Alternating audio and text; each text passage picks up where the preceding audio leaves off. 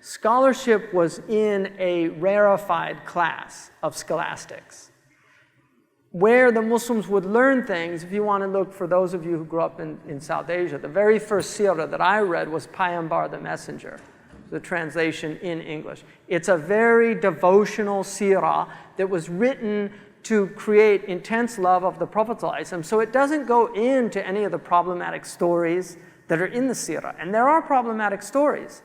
And what these people that are trying to undermine Islam today, they're going in our original sources and they're pulling out stories that put our Prophet ﷺ in a bad light.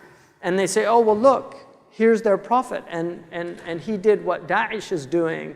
And this is Grant Wood's argument and people like that. Muslims have never accepted that. But they were profoundly honest people in that they collected everything. One of the things that was very notorious in the Christian tradition was redaction.